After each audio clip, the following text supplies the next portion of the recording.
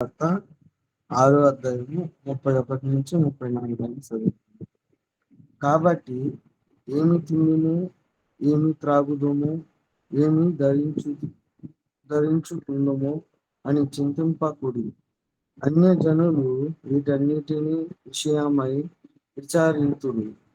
ఇవన్నీ మీకు కావలెనని మీ పరలోకపు తండ్రికి తెలియను. కాబట్టి మీరు ఆయన రాజ్యమును నీతిని మొదట వెదుకుడి. అప్పుడు అవన్నీ మీకు అనుగ్రహింపబడును. రేపటి గురించి చింతింపకుడి. రేపటి దినము దాని సంగతులను గూర్చి చింతించుచు ఏ నాటి కీడు ఆ నాటికి చాలును. చదవని వాటిని దేవుడు దీవించి ఆశీర్వదించును. Praise the lord brother. దేవుని నామములో అందరికీ వందనాలు. చదవబడినటువంటి లేఖన భాగాలను బట్టి ప్రార్థన చేసుకుని ఆ యొక్క లేఖనాల్లోకి వెళ్దామండి. మహాగరుడ, మహోన్నతుడ, మహాకృప కలిగినటువంటి నా గొప్ప తండ్రి, అయ్యా నీ పాదాలకు వందనాలు, స్తుతులు, స్తోత్రాలు సమర్పించుకుంటూ ఉన్నాం దేవా. అయ్యా ఏమిచ్చి నీ రుణం తీర్చుకోండి ఆయన. గడిచినటువంటి ఉదయకాల సమయం మొదలుకొని ప్రభువ రాత్రికాల సమయం వరకు మళ్ళీ మాకు నూతనమైనటువంటి రోజులు ఇచ్చారు. వందనాలు. మీ కృపలో మమ్మల్ని అందరిని బలపరచండి. ఇటు రీతిగానైనా మేమందరం కూడి ఈ నామాన్ని మహింపరుస్తూ ఉండగా మా మధ్యలో మీరు రండి. మీరు అధ్యక్షతలుగా ఉండి సమస్తంలో మీ కృప, మీ కాపుదల, మీ కంచి మా చుట్టూ ఉంచి మీరే మహింపొందుకోమని ప్రార్థిస్తూ ఉన్నాం. ఇదిగో లేఖనాలు వివరించుటకు మేమే పాటి వారు నాయన. మీ సిలువు చాటును మమ్మల్ని మరుగుపరచండి ప్రభువా. నీ అగ్ని ప్రాకారం మా చుట్టూ ఉంచమని ప్రార్థిస్తూ ఉన్నాం ప్రభువా. నీ కృపలో బలపరిచి ఆయన లేఖనాలను అర్థం చేసుకునేటువంటి శక్తిని మాకు ఇవ్వమని ప్రార్థిస్తున్నాం. వినగలిగే మనస్సును మాకు ఇవ్వమని ప్రార్థిస్తూ ఉన్నాం. గ్రహించగలిగేటువంటి మనస్సును మాకు ఇచ్చి మీరే మనం పొందుకోవాలి. ఇదిగో నాయన మా నోటిని మీ బోరగా వాడుకోమని, ఏ మాట కూడా ప్రభువా నీకు విరుద్ధంగా నాయన మాట్లాడనివ్వకుండా అయా నేను మహింపరిచే విధంగా నాయన మా యొక్క మాట ఉంటుకు సహాయం దయచేయమని యేసు నామములో అడిగి వేడుకొని ప్రార్థిస్తున్నాను. ఆమేన్. ప్రియమైనటువంటి దేవుని బిడ్డలారా, చదవబడినటువంటి లేఖన భాగాలను మనం గమనించినట్లయితే ఆహార నిమిత్తమై ఈ యొక్క లేఖనాలను మనం గమనించవచ్చు అన్నమాట. మనం మన యొక్క పని బాటల యందు ఉంటూ మనం ఏమి తిందామా, ఏమి త్రాగుదామా, ఏమి ధరించుకుందామా అనేటువంటి ఆలోచనలో మన యొక్క మైండ్ ఉండిపోతూ ఉంటుంది. ఏంటి అలా మనం ఎందుకు ఆలోచించాలి? ఆలోచించాల్సినటువంటి అవసరం లేదు. ఎందుకంటే అందరి వల్లే మనం సేవిస్తున్నటువంటి దేవుడు మనం అలా ఆలోచించడం ఇష్టపడేటువంటి దేవుడు కాదు. ఎందుకంటే ఆయన ఆకాశ పక్షులు విత్తవు, కోయవు, అయినప్పటికీ వాటి యొక్క ఆహారం కొరకు పొట్లలో దాచుకోను, కానీ దేవుడు వాటిని పోషిస్తూ ఉన్నాడు. అలాంటి సజీవుడైనటువంటి దేవుణ్ణి నువ్వు నేను సేవిస్తున్నావు కాబట్టి ఇలా చింతించాల్సినటువంటి అవసరమే మనకు లేదు అని దేవుడి ఉదయకాల సమయంలో మనతో మాట్లాడుచు. కాబట్టి ఈ యొక్క ఆహార విషయం అయితేనేమి, బట్టల విషయం అయితేనేమి, దేవుడు మనతో ఏం చెప్తున్నాడంటే నీకు సరిపోయినంత మట్టుకు నీవు ఉంచుకొని ఇతరులకు వాటిని ఇవ్వమని చెప్తూ ఉన్నాడు. అట్టి మనస్సును నువ్వు నేను కలిగి ఉండాలని దేవుడు మనతో మాట్లాడచ్చు. మనం అప్పుడప్పుడు మన యొక్క ఆధ్యాత్మిక జీవితంలో ముందుకు కొనసాగుటకు ఉపవాస ప్రార్థన చేస్తూ ఉంటాం. దేవునికి ఇష్టమైనటువంటి ఉపవాసం ఏదో యెషయా గ్రంథంలో మనకు 57వ అధ్యాయంలో 58వ అధ్యాయంలో మనకు కనిపిస్తూ ఉంటుంది. ఇప్పుడు ఓకే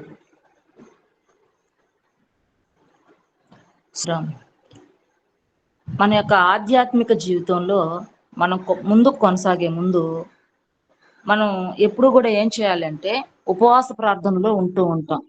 ఈ యొక్క ఉపవాస ప్రార్థన మనం గమనిస్తే అది మనల్ని మనం బలపరుచుకొనుటకు, మన శరీరాన్ని మనం దేవునికి అప్పగించుకొనుటకు ఆ యొక్క ఉపవాసం అనేది జరుగుతూ ఉంటుంది.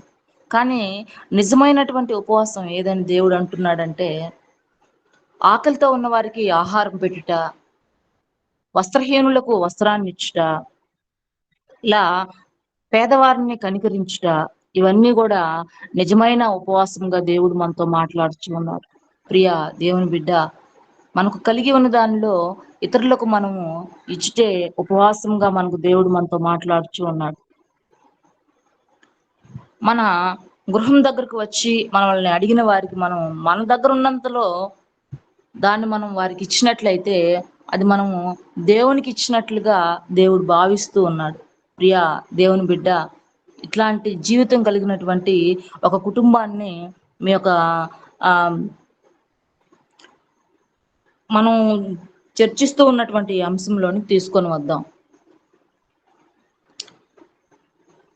మనం గమనించినట్లయితే దావీదు మహారాజు సౌలు యొక్క విషయంలో ఆ యొక్క ప్రాంతాన్ని వదిలిపెట్టి ఆ కర్మేలు అనేటువంటి ఆ యొక్క ప్రాంతంలో ఉంటూ ఉంటాడు.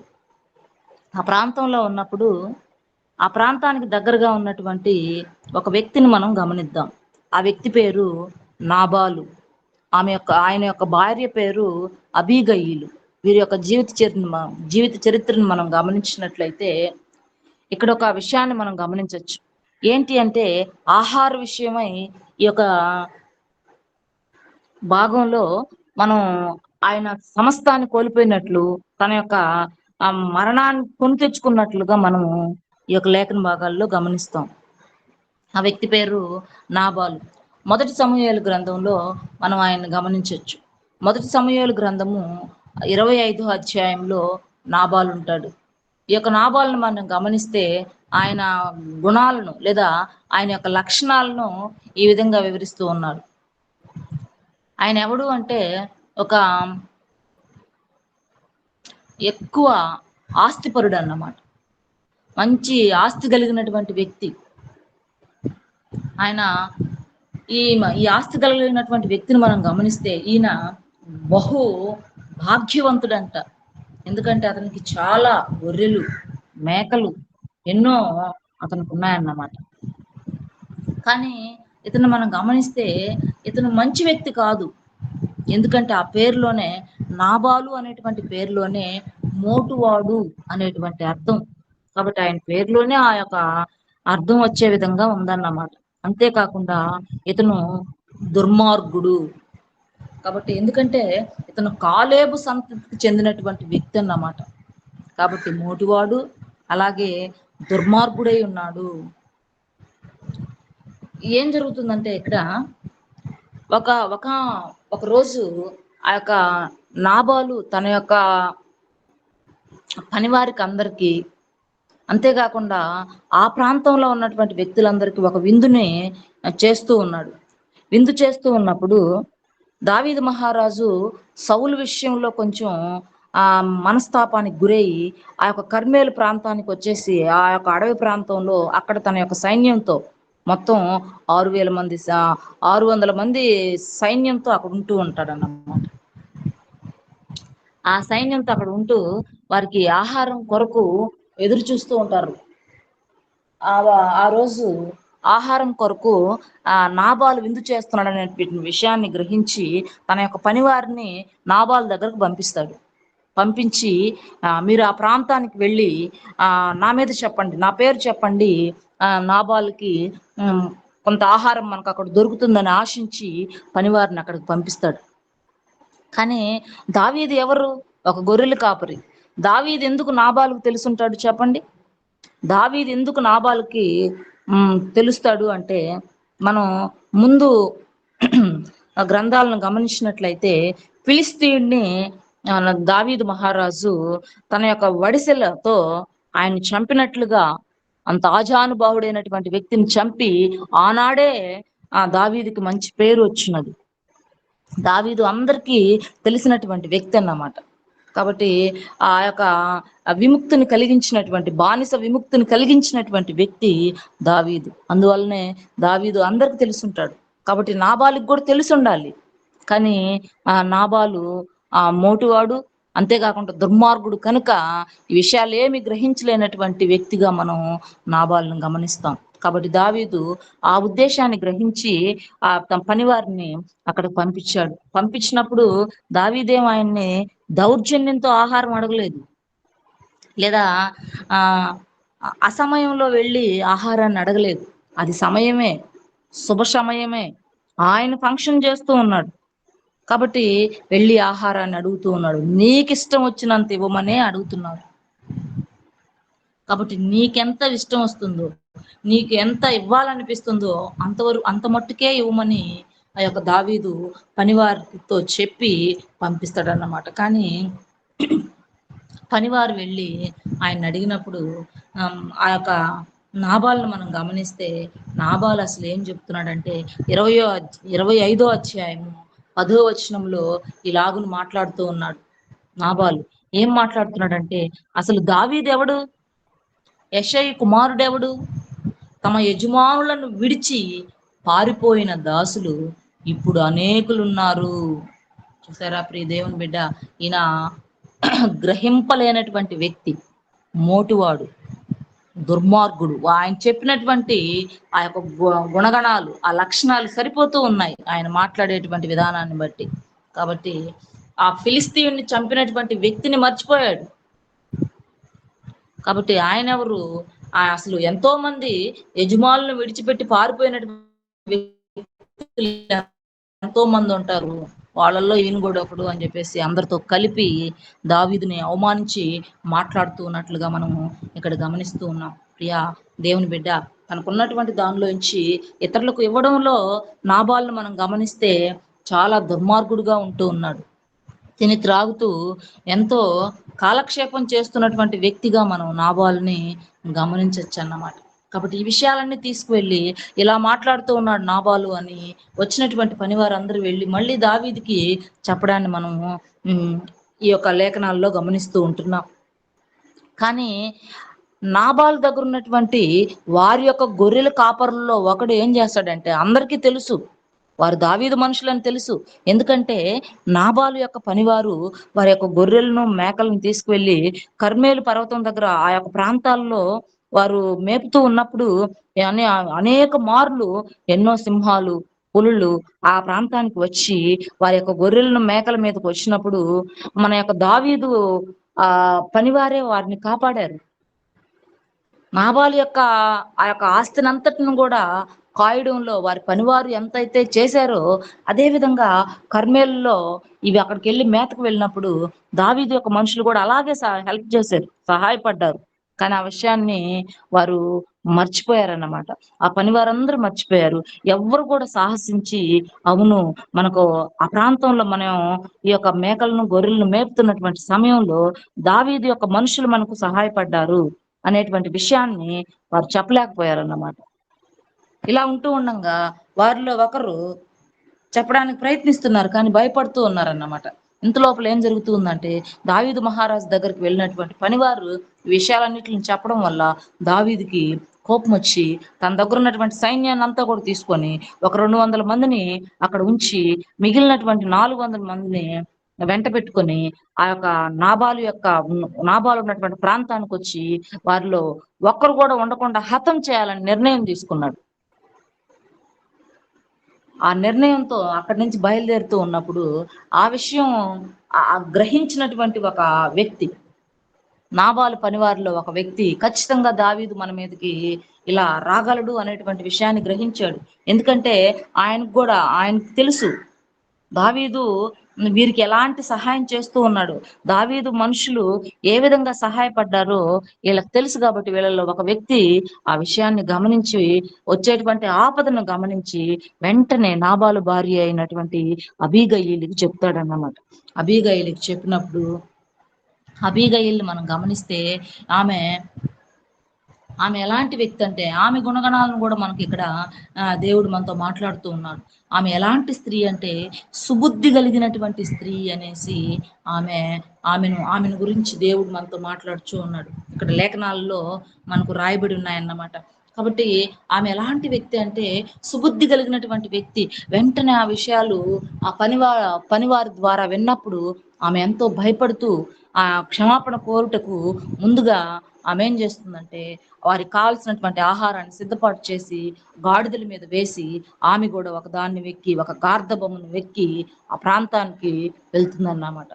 వెళ్ళి వెళ్తూ ఉన్నప్పుడు దావీదు యొక్క సైన్యము దావీదు ఎదురుపడి వస్తూ ఉంటారు. అప్పుడు వారందరిలో వస్తూ ఉన్నప్పుడు ఆమె సుబుద్ధి కలిగినటువంటి స్త్రీ, దేవుని యొక్క జ్ఞానం కలిగినటువంటి స్త్రీ కాబట్టి వెంటనే దావీదును గుర్తుపట్టి దావీదు దగ్గరికి వెళ్ళి సాష్టాంగ నమస్కారం చేసి మా యొక్క తప్పుని క్షమించమని, నా భర్త తప్పును నా తప్పుగా ఎంచి క్షమించమని దావీదును కోరుతుందన్నమాట. అలాగున ఆ దావీదుని ఆమె ఆశీర్వాదకరమైనటువంటి మాటల్లో దావీదుతో మాట్లాడుతూ ఉంటుంది. ప్రియా దేవుని బిడ్డ, ఇక్కడ మనం నాబాలును గమనిస్తే నాబాలు యొక్క మనస్సు ఆత్మానుసారమైనటువంటి మనస్సు కాదు, శరీరానుసారమైనటువంటి మనస్సు. ఆయన తిని త్రాగుచు మత్తులో ఉంటూ ఉన్నాడు. కాబట్టి ఎవరు ఏంటి అనేది గ్రహించలేనటువంటి స్థితిలో నాబాలు ఉంటూ ఉన్నాడు. కానీ అబీగయీల్ని మనం గమనించినట్లయితే అబీగయీలు సుబుద్ధి కలిగినటువంటి స్త్రీగా ప్రవర్తిస్తూ ఉంది. తన భర్తను ఆ ఆ యొక్క గొప్ప ఘోరమైనటువంటి ఆ యొక్క ఆపద నుంచి కాపాడాలనేటువంటి ఆసక్తితో ముందుకు కొనసాగుతూ ఉంది. దావీదు దగ్గరికి వెళ్ళి జరిగినటువంటి ఆ విషయాన్ని మళ్ళీ ఆ దావీదుకు చెప్తూ ఉంది. మీరు మీ పనివారని నాకు తెలియదు, నాకు విషయం తెలిసినట్లయితే నేను ముందుగానే జాగ్రత్త పడి ఉండేదాన్ని. కాబట్టి నాబాలును క్షమించమని ఆ యొక్క ప్రాంతానికి వచ్చి ఆమె దావీదు మహారాజుని గోజారుకుంటూ ఉంది, బతిమాలుకుంటూ ఉందన్నమాట. వారికి కావాల్సినటువంటి ఆహారాన్ని వారికి ఇస్తూ ఉందన్నమాట. చూడండి, వారు చేసేటువంటి ఆ విందులో ఎన్నో గొర్రెలను మేకలను వధిస్తూ ఉన్నారు. అందువలన ఈమెం చేస్తుందో చూడండి, ఎంత తీసుకెళ్తుందో చూడండి. 200 రొట్టెలు పట్టుకెళ్తుంది, 2 ద్రాక్షరసపు తిత్తులు పట్టుకెళ్తుంది, వండిన 5 గొర్రెల మాంసాన్ని తీసుకెళ్తుంది. ఒక గొర్రె మాంసమే కొన్ని కేజీలు ఉంటుంది, ఈమె 5 గొర్రెల మాంసాన్ని తీసుకెళ్తుంది అన్నమాట. అలాగే 5 మానికల వేచిన ఆ ధాన్యాన్ని తీసుకెళ్తూ ఉంది, 100 ద్రాక్ష గెలలు పట్టుకెళ్ళింది, 200 అంజూరపు అడ్డలను ఆ యొక్క గార్ధాబముల మీద వేయించి వెళ్తూ ఉంది. చూసారా ప్రియ దేవుని బిడ్డ, అక్కడ జరుగుచున్నటువంటి విందు అంత చిన్న విందేం కాదు, రాజులు జరిగించేటువంటి విందు అన్నమాట. అట్లాంటి విందు. కాబట్టి ఆ దావీదు మహారాజు పనివారిని పంపించినప్పుడు ఇవ్వలేని లేక స్తోమత లేనటువంటి వ్యక్తి కాదు నాబాలు, ఇవ్వగలిగినటువంటి వ్యక్తినే అడిగాడు. అదేమన్నా అసమయమా, అడగకూడనటువంటి సమయమా? కాదు ప్రియా దేవుని బిడ్డ, అది ఒక శుభదినం, తనకు తానుగా నిర్ణయించుకొని విందు చేస్తూ ఉన్నటువంటి సమయం. ఆ సమయంలో దావీదు వెళ్ళి అడిగాడు. కాబట్టి అడగడం కూడా ఎలా అడిగాడు? అర్థించాడు. కానీ నాబాలు దాన్ని త్రోసివేశాడు. ఎంతో వినయ మర్యాదలతో దావీదు అక్కడ అర్థిస్తే నాబాలు దాన్ని త్రోసిపుచ్చాడు. కాబట్టి ప్రియ దేవుని బిడ్డ, ఈ విషయాన్ని అబీగయీలు తన సుబుద్ధితో ఆలోచించి దాన్ని గుర్తించి ఆ రాబోయేటువంటి ఆ యొక్క పెద్ద విపత్తును ఆమె ముందుగానే గ్రహించి దావీదుకు క్షమాపణ అడుగుతూ, అంతేకాకుండా ఆయన్ని ఇంకా ఆశీర్వాదకరంగా మాట్లాడుతూ ఉంది, ఆయన్ని ఆశీర్వదిస్తూ ఉంటుంది. ఆమె ఇలా మాట్లాడడానికి ఏంటి చూడండి, మనం గమనిస్తే 25వ అధ్యాయము 23వ వచనం దగ్గర నుంచి మనం గమనించినట్లయితే ఆమె త్వరగా దిగి దావీదునకు సాష్టాంగ నమస్కారం చేసిందంట.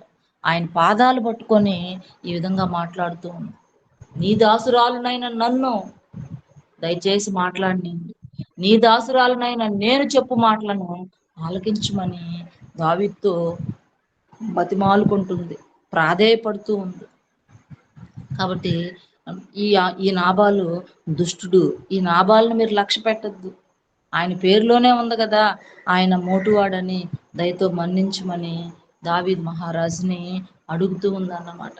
నాకు మీ పని వారిని నేను ఎప్పుడూ చూడలేదు, అందువల్ల నేను వారిని గుర్తుపట్టలేదు, లేకపోతే ఇలా జరగనిచ్చేదాన్నే కాను నేను అనేసి అబీగయీలు దావీద్ మహారాజుతో మాట్లాడుతూ ఉందన్నమాట. దావీదుని వేడుకుంటూ ఉంది, అంతేకాకుండా దావీదుని బతిమాలుకుంటూ ఉంది, తెచ్చినటువంటి ఆ కానుకల్ని తీసుకోమని దావీదుని బతిమలాడుతూ ఉంది. కాబట్టి ఇలా అబీగయీలు తన సుబుద్ధితో తన భర్త మీదకి రాబోయేటువంటి లేదా తన యొక్క కుటుంబం మీదకి రాబోయేటువంటి అంత పెద్ద విపత్తును రానివ్వకుండా చేయగలిగేటువంటి ధన్యత అబీగయీలకు వచ్చింది. ఎలా వచ్చింది ఈ ధన్యత అంటే ఆమెలో ఉన్నటువంటి సుబుద్ధే, దేవుని మీద ఆమెకున్నటువంటి నమ్మకం, దేవుని మీద ఆమెకున్నటువంటి భయభక్తుల ద్వారా అలా చేయగలిగినటువంటి ఆ యొక్క ధన్యత ఆమెకు వచ్చినట్లుగా మనం గమనించవచ్చు అన్నమాట. కాబట్టి ఇది ఇక్కడ మనం గమనిస్తే అక్కడి నుంచి వెళ్ళి మా దావీదు ఆమెను క్షమించి అక్కడి నుంచి పంపించి వేసినప్పుడు మనం గమనిస్తే ఆమె ఇంటికి వెళ్తుంది. ఇంటికి వెళ్ళినప్పుడు మనం గమనించినట్లయితే నాబాలు ఎలా ఉన్నాడంటే మత్తులో ఉన్నాడు. ఆయన తింటూ త్రాగుచూ మత్తులో ఉన్నాడు. కాబట్టి జరిగిన విషయాలు ఏమి ఆయనకు తెలియదు. ఆయన కుటుంబం మీదకి వచ్చినటువంటి ఆ యొక్క ఘోరమైనటువంటి విపత్తు గురించి నాబాలుకు తెలియదు. ఆయన దుర్మార్గుడు, మోటువాడు. కాబట్టి వీటిలన్నిటిని కూడా గ్రహించకుండా ఆయన తనంతట తానుగా త్రాగుతూ తింటూ తాను మత్తులో ఉండిపోయాడు. కాబట్టి ఈ విషయాలు ఏమి కూడా ఇలా నేను ఆపాను, ఇలా చేశానండి అని చెప్పేటువంటి అవకాశమే అబీగయీలుకు లేకపోవడం వల్ల ఆ రాత్రంతా మత్తులోనే ఉండిపోతాడు. ఉదయం నిద్ర లేయంగానే అప్పుడు అబీగయీలు జరిగినటువంటి విషయాన్ని చెప్తుందన్నమాట. ఎప్పుడైతే ఆమె తిరిగి చెప్తుందో అబీగయీలుకి మనం గమనిస్తే 37వ వచనంలో గమనిస్తే ఉదయమున నాబాలునకు మత్తు తగ్గి ఉన్నప్పుడు అతని భార్య అతనితో ఆ సంగతిని తెలియజెప్పగా భయము చేత అతని గుండె పగిలిను, అతడు రాతి వలె బిగుసుకొని పోయెను. చూసారా ప్రియ దేవుని బిడ్డ, ఆయనకి భయం వచ్చేసింది. అంతమంది జనాభాతో ఆ దావీదు మహారాజు తన కుటుంబం మీదకి వచ్చినట్లయితే ఒక్క మగవాడు కూడా ఉండకుండా నాశనం అయిపోయింది. పని వారందరూ నాశనం అయిపోయారు. తన దగ్గర ఉన్నటువంటి ఆస్తి మొత్తం పోయింది. అంత ఘోరమైనటువంటి మరణం ఆయనకి సంభవించుండు. కాబట్టి అందువల్ల భయంతో ఆయన గుండె పగిలిందంట. ఆయన రాతి వలె బిగుసుకొని పోయాడంట. ఆ విధంగా జబ్బును పడినట్లుగా 10 దినములైన తరువాత యెహోవా నాబాలును మొత్తగా అతడు చనిపోయాను. ప్రియా దేవుని బిడ్డ, మనం ఇక్కడ గమనించినట్లయితే నాబాలు చనిపోయాడు. చూసాడా, యెహోవా నాబాలుకు చేసినటువంటి కీడును అతని తల మీదకి రప్పించను గనుక తన దాసుడునైనా నేను కీడు చేయకుండా నన్ను కాపాడి నాబాలు వలన నేను పొందిన అవమానము తీర్చిన యెహోవాకు స్తోత్రం కలుగునుగాక అని దావీదు మహారాజు అంటూ ఉన్నాడు. చూసారా ప్రియ దేవుని బిడ్డ, దావీదు మహారాజు వెళ్ళి అక్కడికి ఆ నాబాలుని మీదకి తన సైన్యాన్ని తీసుకుని వెళ్ళి యుద్ధం చేయకనే లేదా నాశనం చేయకనే దేవుడే దానికి ప్రతీకారంగా ఆ యొక్క నాబాలను మొత్తినట్లుగా మనం ఇక్కడ గమనిస్తూ ఉన్నాం. ప్రియ దేవుని బిడ్డ, మనం గమనించినట్లయితే మన యొక్క జీవితాల్లో మనం ఎప్పుడూ కూడా మనమేమి తిందుమా, మనం ఏమి త్రాగుదుమా, ఏమి ధరించుకుందుమా అని మన గురించి మనమే ఆలోచించుకుంటూ ఉంటాం. కాబట్టి దేవుడి ఉదయకాల సమయంలో మనతో ఏం మాట్లాడుచూ ఉన్నాడంటే ఏనాటికీడు ఆనాటికే, ఏ రోజు జరగవలసింది ఆ రోజు జరిగిపోతూ ఉంటుంది. కాబట్టి ఈనాడు నీకు ఏమి తినాలో, ఏమి త్రాగాలో, ఏమి ధరించుకోవాలో అన్నీ కూడా దేవుడికి తెలుసు. కాబట్టి ప్రియ దేవుని బిడ్డ, ఈ రోజు మట్టుకు మనం ఉంచుకొని మనకు అందులో నుంచి కొంత ఇతరులకు ఇవ్వగలిగేటువంటి మనస్సుని మనం కలిగి ఉండాలని దేవుడు ఈరోజు మనతో మాట్లాడుతూ ఉన్నాడు. కాబట్టి నీకు కావలసినవన్నీ దేవుడికి తెలుసు. కాబట్టి అది ఎటు నుండైనా ఆ సహాయం ఖచ్చితంగా మనకు అందుతుందని దేవుడి ఉదయకాల సమయంలో మనతో మాట్లాడుచూ ఉన్నాడు. కాబట్టి దావీదు ఆశించినటువంటి ఆహారము దావీదు దగ్గరికి ఆ నాబాలు దగ్గర నుంచే వచ్చింది. కానీ నాబాలు ఇవ్వకపోయినప్పటికీ నాబాలు యొక్క భార్య అయినటువంటి అబీగయీలు ఆహారాన్ని తీసుకొని వచ్చి వారి యొక్క సైన్యానికి ఇచ్చినట్లుగా మనం ఇక్కడ గమనిస్తూ ఉన్నాం. ప్రియ దేవుని బిడ్డ, నువ్వు ఆ విధంగా ఉండాలని దేవుడు ఇష్టపడుతూ ఉన్నాడు. నువ్వు ఆ విధంగా సుబుద్ధి కలిగినటువంటి వ్యక్తిగా ఉండాలని దేవుడు ఇష్టపడుతూ ఉన్నాడు. కాబట్టి నీవు కలిగి ఉన్న దానిలో కొంతైనా ఇతరులకు నువ్వు సహాయపడాలనేదే దేవుని యొక్క ఉద్దేశం. ఆ విధంగా మనం కూడా భయభక్తులు కలిగి దేవుని యందు విశ్వాసం కలిగి ఉండాలని దేవుడు ఇష్టపడుతూ ఉన్నాడు. నాబాలు వలె మోటువాడుగా లేకపోతే మనం దుర్మార్గులమై ఉండడం దేవునికి ఇష్టం లేదు. ప్రియా దేవుని బిడ్డ, దేవుణ్ణి ఎరిగినటువంటి నువ్వు నేను ఆ స్థితిలో ఉండాలని దేవుడు ఇష్టపడుతూ ఉన్నాడు. సుబుద్ధి కలిగి ఆత్మీయులు ఎవరో మనం గ్రహించగలిగేటువంటి మనస్సును మనం కలిగి ఉండాలని దేవుడు మనతో మాట్లాడుతూ ఉన్నాడు. కాబట్టి నీ యొక్క ఆ సహోదరుని నువ్వు ప్రేమించకపోతే, నువ్వు సహోదరుని ప్రేమించాలి. అలాగే పేదవారిని కనికరించాలి. కాబట్టి మనకు ఇచ్చినటువంటి ఆజ్ఞల్లో మొదటి ఆజ్ఞ ఏంటి? నీవు ఒకడిని ఒకడు ప్రేమించుకొనుట అనున్నదియే మొదటి ఆజ్ఞ అయి ఉన్నది. కాబట్టి ప్రియ దేవుని బిడ్డ, మనం ఒకరిని ఒకరు ప్రేమించుకోవాలి. అంటే ఒకరిని ఒకరు గౌరవించుకొని, ఒకరిని ఒకరు ఆత్మీయంగా ఎదగడంలో మోటివేట్ చేసుకుంటూ ముందుకు కొనసాగాలని దేవుడి ఉదయకాల సమయంలో మనతో మాట్లాడుచూ ఉన్నాడు. ప్రియా దేవుని బిడ్డ, అది మాటైనా కానీ, ఆహారమైనా కానీ, లేకపోతే బట్టలైనా కానీ, ఏదైనా కావచ్చు, మనం ఒకరికొకరు సహాయపడుతూ ఆ యొక్క ఆత్మీయ జీవితంలో ఆధ్యాత్మికంగా ఎదగాలని దేవుడు మనతో ఈరోజు మాట్లాడుతూ ఉన్నాడు. ప్రియా దేవుని బిడ్డ, అలాంటి స్థితిలో నువ్వు నేను ఉండాలని దేవుడు ఇష్టపడుతూ ఉన్నాడు. నువ్వు ఒక దుర్మార్గుడిగా జీవించడం, లేకపోతే ఒక మోటి వ్యక్తిగా జీవించడం దేవునికి ఇష్టం లేదు. అలా ఉన్నట్లయితే మనం గొప్ప ప్రమాదాన్ని కొని తెచ్చుకుంటామని నాబాలు యొక్క జీవితాన్ని మనం గమనించచ్చు అన్నమాట. నాబాలు యొక్క జీవితం ఎలాంటిదంటే శరీరానుసారమైనటువంటి జీవితం. శరీరానుసారమైనటువంటి జీవితం అది మరణానికి దారితీస్తుంది. ఆత్మానుసారమైనటువంటి జీవితం అది దేవుణ్ణి ఒక మేలులు పొందుకునే విధంగా మనల్ని చేస్తుంది. దేవుని కుమారులుగా మనం ఎంచబడతాం అన్నమాట.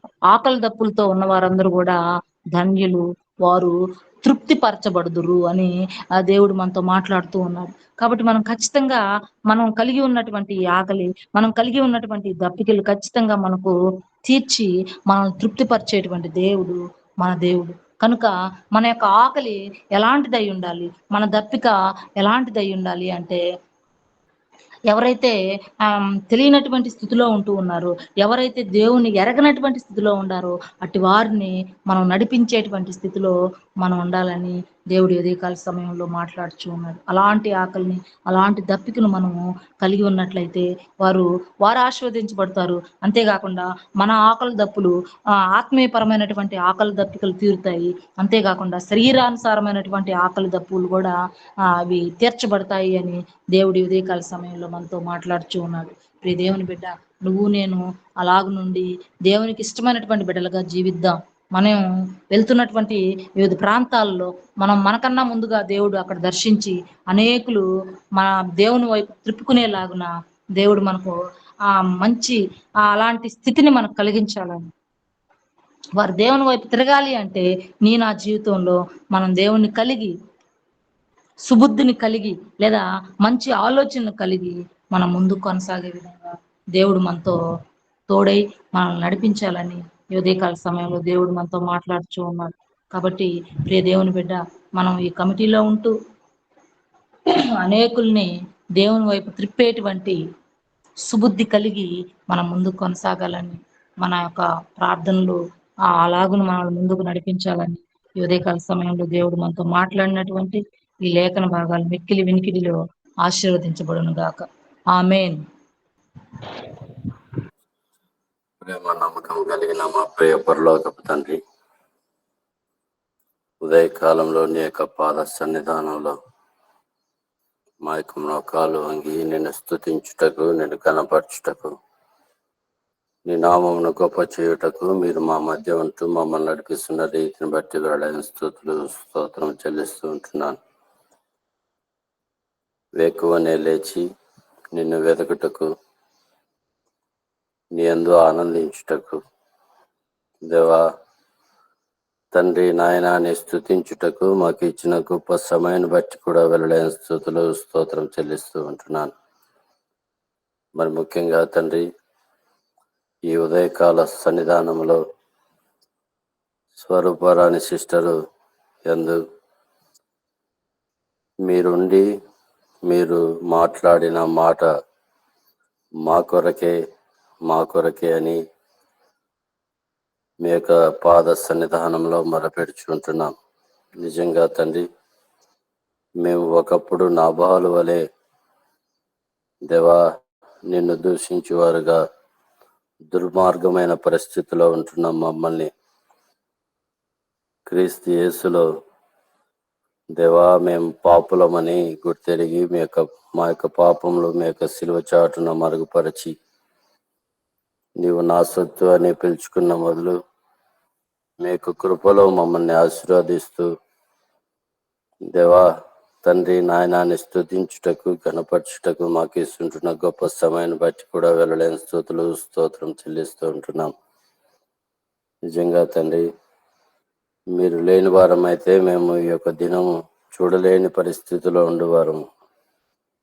దేవా, విశ్వాసము వల్ల నిత్య జీవము కలిగిన నీ యొక్క వాక్యమును దేవా నీ యొక్క బిడ్డ ద్వారా పలికించి విన్నవారిలో మీ యొక్క లోతైన కార్యములను బయలుపరచుకోమని కూడా వేడుకుంటూ ప్రార్థిస్తూ ఉంటున్నాం. మేము ప్రార్థించు వారమే దేవా, ప్రతిఫలం ఇచ్చు దేవుడు వై మీరై ఉంటున్నారు. దేవా, మీ యొక్క కృపలో మమ్మల్ని జ్ఞాపకం చేసుకునండి. విత్తబడిన వాక్యమును నీరు కట్టి ఫలింప చేయండి. మీ యొక్క బిడ్డను కూడా జ్ఞాపకం చేసుకొనండి. తన పరిస్థితి అంతయు మీరు ఎరిగిన దేవుడు, యేసుక్రీస్తులో బలపరుస్తూ దేవా నేనున్నాను భయపడకమని వాగ్దానం ఇస్తూ చేయి పట్టుకొని లేపి నీ అందు జీవించే జీవితాన్ని నడిపిస్తుంటున్నందుకు వెళ్ళలేని స్తుతులు స్తోత్రం చెల్లిస్తూ ఉంటున్నాం. ఎంత గొప్ప దేవుడను మీరై ఉంటున్నారు. మిమ్మల్ని ఎరిగి ఉంటున్న మమ్మల్ని మీ యొక్క కృపలో మమ్మల్ని చేయి పట్టుకొని అనుదినం మమ్మల్ని లేవనెత్తుతున్నందుకు వెళ్ళలేని స్థుతులు స్తోత్రం చెల్లిస్తూ ఉంటున్నాం. విత్తబడిన వాక్యమును కూడా జ్ఞాపకం చేసుకునండి. విన్నవారు వినుట వరకు కాక ఆత్మీయమైన సత్యములను ఎదుగుటకు సహాయము చేయమని కూడా వేడుకుంటూ ప్రార్థిస్తూ ఉదయకాలంలో చేరి వచ్చిన బిడ్డలందరినీ పేరు పేరున జ్ఞాపకం చేసుకుని ఆశీర్వదించమని, ఫలించి అభివృద్ధి పరచమని, మా కొరకు తిరిగి రానంటున్న మా ప్రభువుకు కృతజ్ఞతాస్తుతులు చెల్లిస్తూ యేసుక్రీస్తు పరిశుద్ధమైన నామములో ప్రార్థించి అడిగి వేడుకొని పొంది ఉన్నాము తండ్రి. ఆమెన్. ఆమేన్. ఆమేన్.